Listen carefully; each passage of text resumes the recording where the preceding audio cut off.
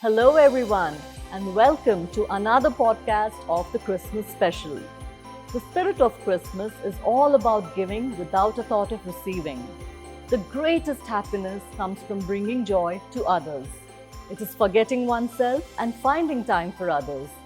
It is discarding the meaningless and stressing on the true values. Christmas is simply love in action. I'm your host, Rebecca, ready to have this conversation with a beautiful and classy friend who has a rich Anglo heritage. She joins us today to share from her wealth of Christmas memories. She is a woman who has worn many hats. She is a supportive wife, a loving mother to 3 grown kids, and believe me, you wouldn't know. She has been a lecturer in Kasturba Gandhi College, a Hagai International facilitator who's traveled the globe, a pioneer for the women's ministry, a Carousel leader, and now an examiner with IDP. Please welcome my dear friend Angela Murjani. Thank you so much for having me, Becky. I am so excited to be in the midst of this wonderful ambience. I feel like it's Christmas already. Yes, me too, Angela. But such a delight to have you on the show. I'm glad to be here. Angela, you come from a very rich Anglo heritage. That's right, Becky. Yeah. And I wonder, we know so little about that community. Would you actually like to share something about them? Oh, there's nothing I would like to do better, Becky. I'm a fiercely proud Anglo-Indian. Yes. And as you probably know, that has been the subject of my thesis. And it started as a literary thesis, but went off into being a socio-anthropological study, which led me to so many insights, which helped me understand why Anglo-Indians are who they are and why they react the way they do. So they are actually a very caring, sharing community as far as I know. I know they're a very fun-loving community who probably live for the moment or in the Yes. moment. And I love that about them. What has come across in your PhD research about them? Yeah, that is so true, Becky. You know, Anglo-Indians are not really children of people. They are the children of history.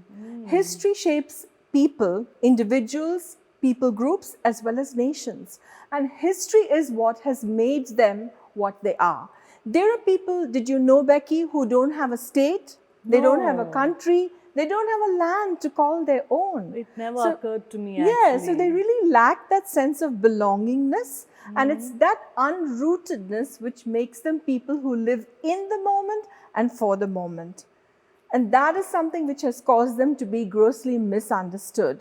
But it's actually not really a flaw. I think it's a great thing to be able to just enjoy the moment and be in it totally and completely. Wow, that makes complete sense now, Angela. Thank you for actually sharing that with us. I love the Anglo-Indians, and in fact, my boss was recently mentioning about how he grew up in this railway colony because his mom worked with the railways and she was a doctor there.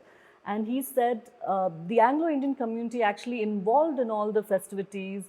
They involved the others also in the festivities. And he Yes. remembers, actually joining the carolers in the night and singing Yes. along with them. And, he still has memories about that from his childhood, though he's now in his, Yes. later part of his life. Anglo-Indians will do anything for a happy moment, They Yes. will just be a part of every exciting thing that anybody wants to do. And they are such a giving community. They'll give you the last shirt off their back and they'll share the last meal they have with you. That's what they're like. And that's determined by the history they had, because they really did not know whether they had a tomorrow in this land or in another land. So it was all about living for the here and the now. Wow. So, Angela, if it's all about caring and giving and sharing with regard to this particular community, you must have actually grown with a lot of such activities happening in your own household. Most certainly. Yeah. Anything that you can share with us from Oh, your own growing years? Don't get me started, Becky. You're going to want me to stop in a bit. Please, we would love to hear. I grew up in an Anglo-Indian household. My grandmother ran a boarding school and a day Wow. school. And my father was in the army, but all the family descended on Secunderabad, where my grandmother used to live, Yeah. for Christmas. And as she had a school running, she always had a big Christmas program. And we grandchildren got the plum rolls. Wow. So we were many girls, and we always wanted to be Mary, or we wanted to be an angel. And we just hated the time when we had to be a shepherd boy or a king. Yeah. You know, I remember this one time when my cousin, who's the same age as we both fought fiercely to be Mary that year. Oh my. And my grandmother had this beautiful porcelain baby Jesus that she got from Italy somehow or the other. And my cousin grabbed it and I grabbed it, and then it finally fell to the floor and smashed into bits. Both of us got a beating, and both of us had to be shepherds that year. Oh my gosh. So being a shepherd is actually a punishment. Yes. Well, it was for us on that occasion. Okay, that's so wonderful. Anything else that you remember from your growing years that you would want to probably share? I remember how my father never had an alarm clock in our home. We always woke up to Radio Sri Lanka. But come the 1st of December, the music changed. Suddenly, it was all the Christmas carols. How wonderful. Mary's Boy Child, A Long Time Ago in Bethlehem, and all of the Christmas songs that we knew. And we, suddenly became aware that if it was carol time, Christmas couldn't be too far away. So that was how we grew up, Becky. How festive. Wow. I'm just imagining you guys as kids and, just waking up to the sounds of the carols and the music in your household. Yeah. And wow, that's so nice, You know, Angela. we were 4 girls growing up. So we always had all these young boys come for carol singing at Christmas time. And then they would be eyeing us. But unfortunately... Did your dad stand with a gun? Absolutely, with his double rifle. But we did not marry any of those guys. So I don't know, they might be very disappointed or relieved. I don't know. Yeah, I'm Whichever sure they were way. relieved. Yeah. That's wonderful, Angela. Your community as such believes in gift giving, and I think that's a part of your culture, and you've very rightly taken us through why it is so. Did you as a family involve in any such, charitable causes or anything like that? Because I know I did hear once or twice that you were doing something in the past. Yeah, actually, it's a part of the history of our family, Becky. My mother is the one who started this whole thing out. Her best friend, Lakshmi, who's still alive at 92, often tells us about how my mother, as a young girl, before she was married even, wanted to just have Christmas for the poor. She wanted to celebrate Christmas with little children and always had a heart for the elderly as well. So the first time when she wanted to do this and she had no money, she sold her gold earrings for a princely sum of 75 rupees. My goodness. Back in the day. And with that 75 rupees, she hosted her first party for children. How wonderful. There were 12 children that she had for Christmas that year. And she organized them to do the nativity scene, and she organized a Santa and gave them all gifts and a treat. How nice. I'm sure those kids must have been so blessed and excited that year, right? It went on to become a family tradition. Amazing. Because when my mom got married to my father, of course, there was a gap because they were traveling. But when they came back after my father retired, she started all over again. And by this time, we were all around and we were grown up and we all helped. And eventually, it became a real family enterprise. We used to have it in the park opposite my mom's house, and it was called Christmas in the Park. Wow. How So lovely is it that? really sounds so good. was. And all of our children also contributed to this party. And my mom never hesitated to take whatever little sum of money they were willing to give from their pocket money. I remember Mona saving, Mona's my oldest daughter. Yes. She saved from her salary when she was first working in New Zealand. My nephew saved from the cricket matches that he played, and he gave some money.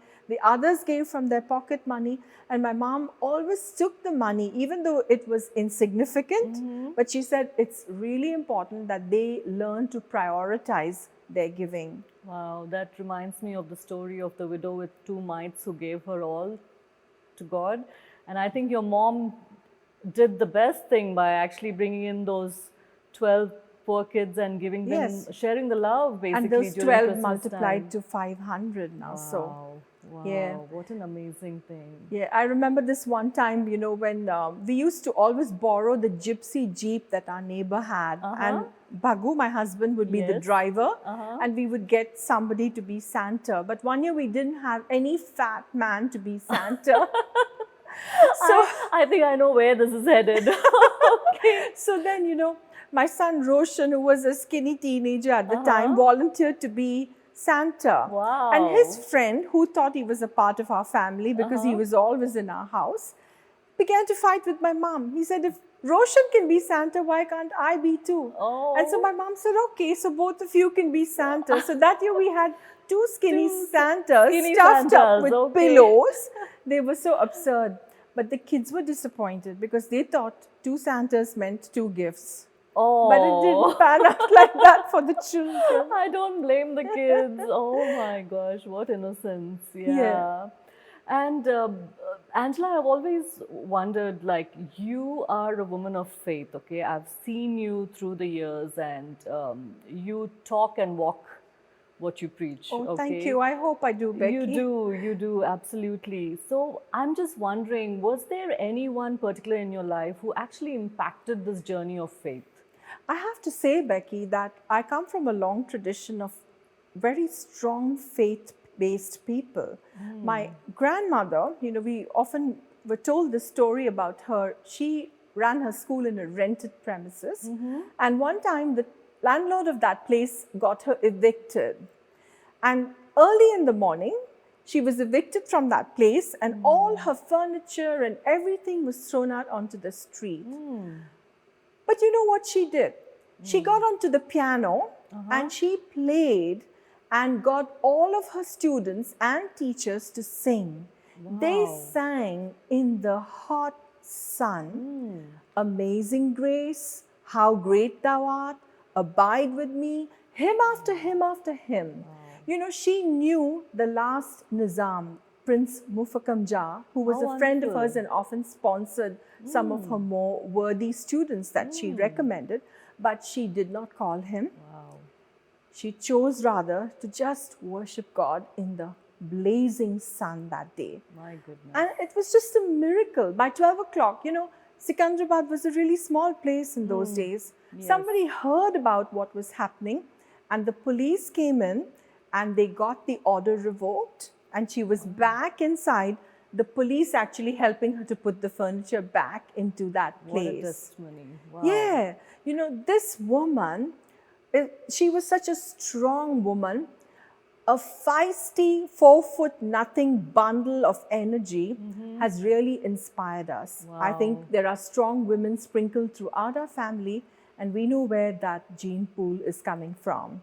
Absolutely. Wow. I mean, she went to the King of Kings, even though she knew the Nizam. A prince, yes. Yeah, a prince. Wow. That's a wonderful So that's story. the legacy of faith that I come from. I know I headed around here and there in between and then came back to the Lord eventually.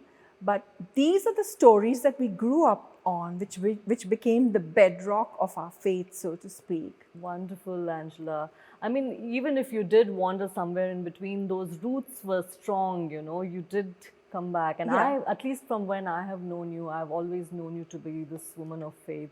Thank you, Becky. I have to say that's another aspect of being Anglo-Indian.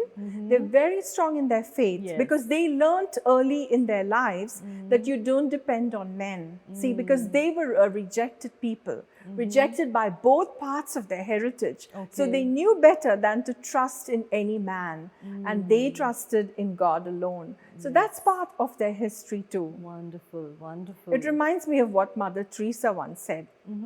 She said, when Jesus is all you have, you find out that Jesus is all you need. Wow, how wonderful is that? And that is absolutely something that is essential to the Anglo-Indian mindset. They know better than to trust man. Wonderful, wonderful. It's something for all of us to think about, actually. Thank you for sharing that with us, Angela. Now, you have three kids, Angela. I think most of the people in our community haven't seen them in the recent Well, past, at yeah, least. they've been gone for a long time. Long so. time, yeah. So, do you have any memories of them during the Christmas time that you might want to share with us? Yeah, you know, Becky, when church was small, when church was still just about 300 and odd people, we didn't have all the talented actors and directors that we have today Yes. with their value addition to the church. So it was ordinary people like myself who, you know, hardly had any talent, who Yes. helped out with the Christmas play. I remember times when Eunice, Pastor Eunice now, he was just Eunice then, and Yes. Zaki and I, you know, we came to the church every evening and we conducted all the practices and did all of those things. Yes. And Renee was just a little baby then. And then when I was helping the actors to do their parts, Eunice used to actually feed her. So, you know, that's how far back we go. And I Yeah. remember this one Christmas when all my three children were in the nativity play. So that was the Christmas in which Mona was an angel and Roshan was a shepherd and Renee was baby Jesus dressed up in blue. Nice. Of course, nobody knew that that was a girl baby Jesus. That's really nice. I do remember seeing Renee when she was really small, and I have met Mona and Roshan, but so nice, Angela. Like I said, nobody would know that you have such grown kids. Oh, well, Yeah. it takes a lot of time and a lot of makeup to look like this, Becky. But I haven't you got to look Botox yet, let me tell you. No Botox, but you look absolutely fantastic. You also went back to New Zealand for a short while, if I'm not wrong. Yes, we did. Yeah. We were Are your there. children now in New Zealand? One of them is, Renee Okay. is, but two of Okay. them are in Sydney, in Sydney. Australia. Okay. Yes. So, how was your time like during Christmas, especially in New Zealand? Did you have festivities which we don't really see over here in India? I would have to say that Christmas in New Zealand was absolutely magical. It was like Really? being in fairyland. You know, at the end of the street where we lived was an apostolic church. That was where we worshipped as well. And this apostolic church had the second largest drive-through in the world. I think the largest one was somewhere in the United States. And we used to see the cars line up right from the beginning of December to drive through. But we didn't have to drive through because we lived so close by. We would just walk through and we would go ever so often to see the beautiful, you know, all the different parts of the nativity scene, right from when the angel announced the birth of Jesus, way up to the end where Santa Claus distributed lollies and chocolates to the kids. Okay. So that was just such a beautiful time. And also, you know, we had another church in New Zealand that specialized in beautiful nativity scenes and Christmas trees, hundreds of them on a huge acreage. You could just walk around. It would take you like 2 to 3 hours to walk Wow. around and just have a look at all the exotic and beautiful decorations. You'd just come out feeling like, you know, you'd left planet Earth for a few minutes or hours. That's so wonderful, Angela. I mean, I know we did have a drive-through here for 2 Yes, days. we did. Yeah. And that was awesome. Yeah, it was really beautiful. But then you said in your case in the New Zealand you had it from the beginning of December. Yes. So I'm assuming right through to maybe Wow. about the 20th of December when, you know, the Christmas services started. So it How was fantastic. on for a long time. How wonderful. Yeah. It's really nice. You know what, Becky, I remember another thing about our childhood is that as Catholics, we always went to midnight mass. Yes. And when we were little children, it was really hard to stay up in the middle of the night, but it was not an option. We had to go.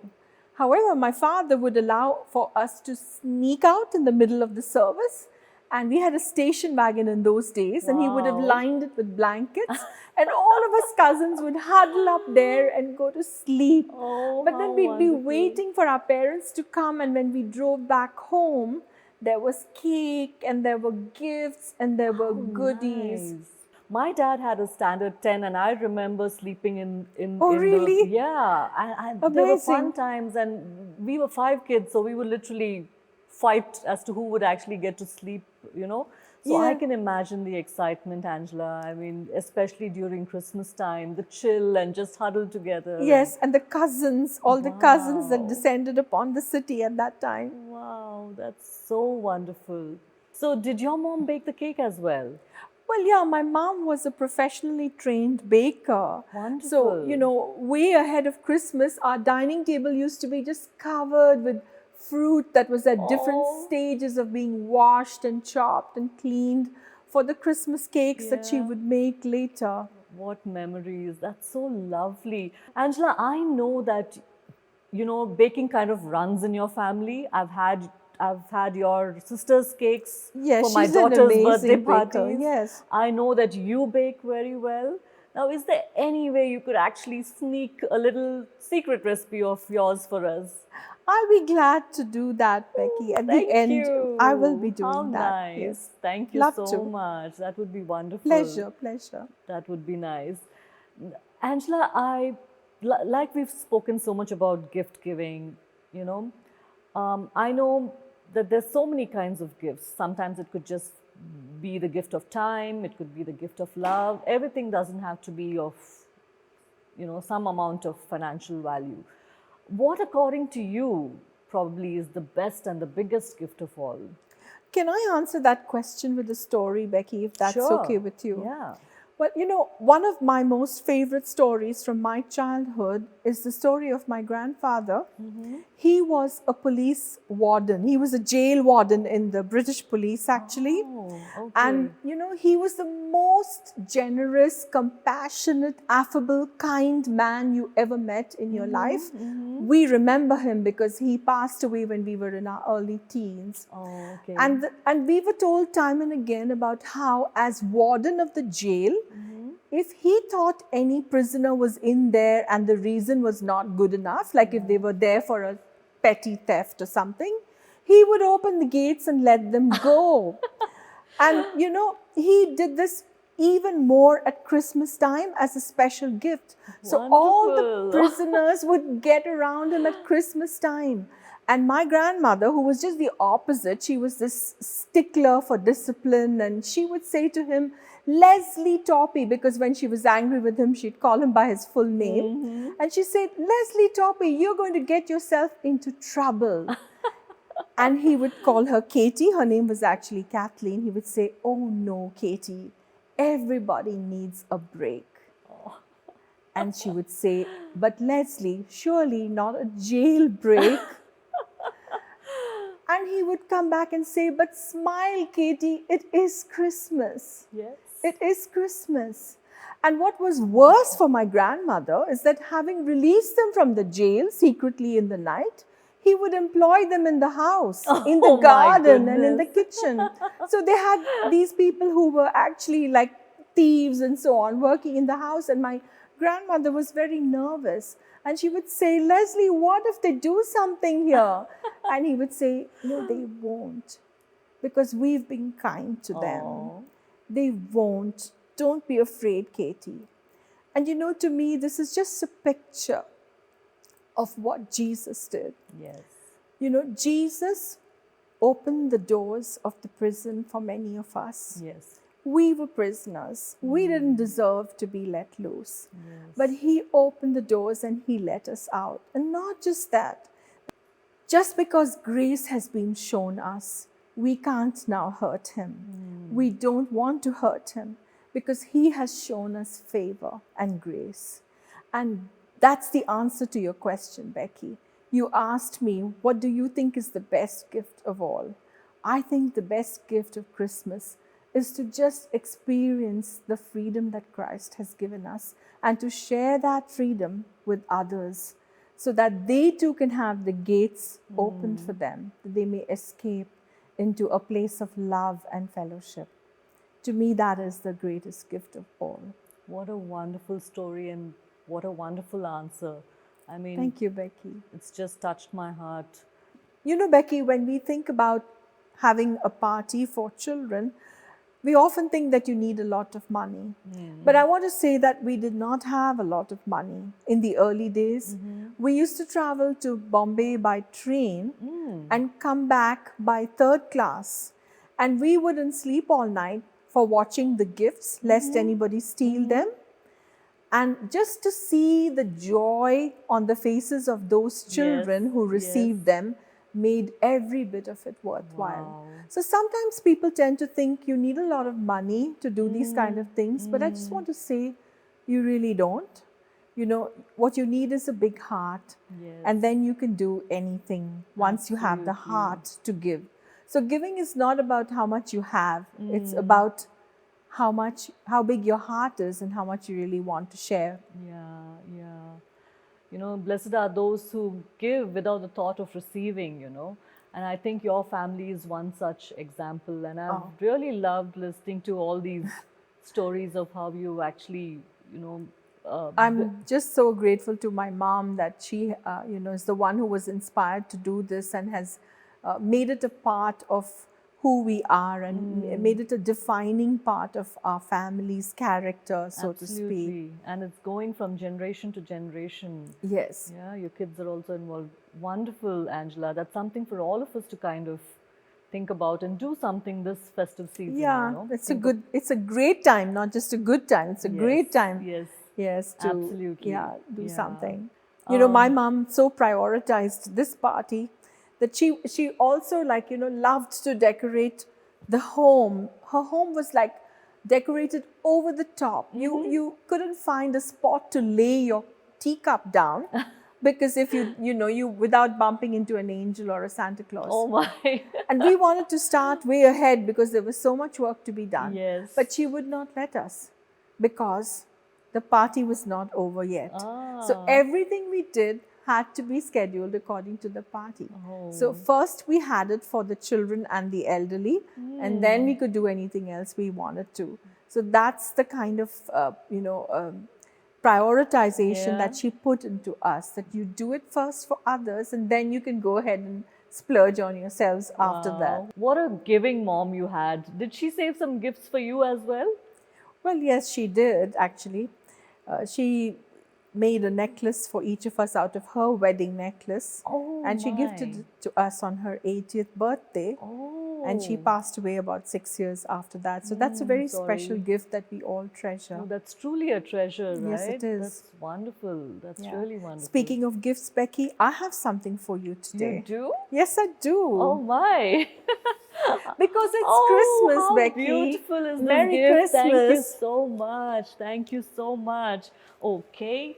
Since you have a gift, I have a tiny little gift for you as well. How exciting. Thank you. You're Christmas welcome. has started already. Absolutely. Well and truly. It's a time of giving. So that's Thank how you, Becky. I hope you like it. And I I'm love sure I this love it. presentation. Thank you so much. Thank you, Becky.